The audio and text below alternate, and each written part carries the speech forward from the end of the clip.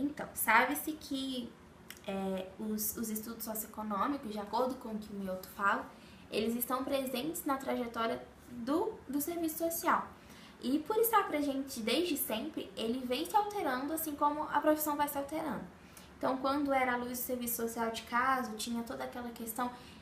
mais de ser um tratamento, um meio para levar um diagnóstico, para se tratar o usuário.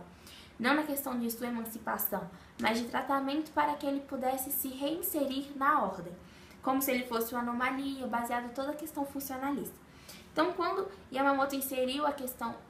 quando Yamamoto buscou se basear nos escritos de Marx, buscou se basear na teoria crítica, isso se refletiu para a profissão do serviço, para a profissão dos assistentes sociais, se refletiu no serviço social e se refletiu dessa forma também nos estudos socioeconômicos, em como eles são elaborados e em como eles são executados. Não mais nessa perspectiva de tratamento do indivíduo, buscando entender sua personalidade, como aquelas questões de desvio de conduta, buscando perceber o seu ambiente para que ele pudesse se reinserir. Não nessa questão, mas agora na questão de efetivação, de garantia, de ampliação dos seus direitos, enquanto um cidadão. Então, baseado em todo esse contexto histórico, também de surgimento dos estudos socioeconômicos, também nas heranças conservadoras que existem em cima dos estudos, que são baseadas no tratamento, como eu falei,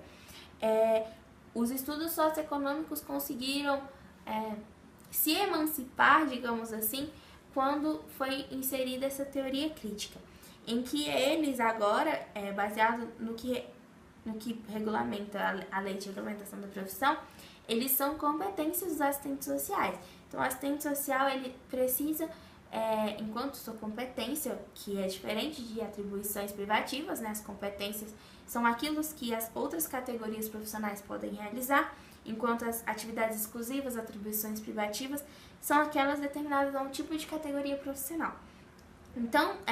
na lei de regulamentação da profissão, está disposto que o assistente social, ele compete a ele realizar os estudos socioeconômicos para fins de busca de benefícios sociais e serviços sociais junto a outros órgãos. Então, isso é feito na questão de efetivação, garantia e ampliação de direitos e reflete-se também no trabalho dos assistentes sociais. E conclui-se que no HUB, na área de hemodiálise, ele é feito nesse sentido. Também o que fala nos parâmetros de atuação do serviço social dentro da saúde, que os estudos socioeconômicos, eles têm que, nos parâmetros não, no código de ética profissional, que os serviços sociais têm que dar um retorno para o usuário. E esse retorno na hemodiálise, ele é feito a partir de quando se entende a sua realidade e depois busca-se formas de sanar as suas demandas,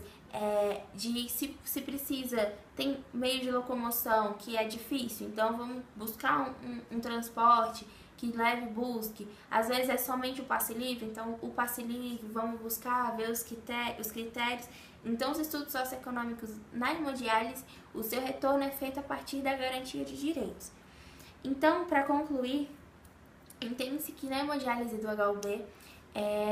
as ordens institucionais estão presentes, elas influenciam sim na elaboração e na execução dos estudos socioeconômicos, principalmente na sua execução, porque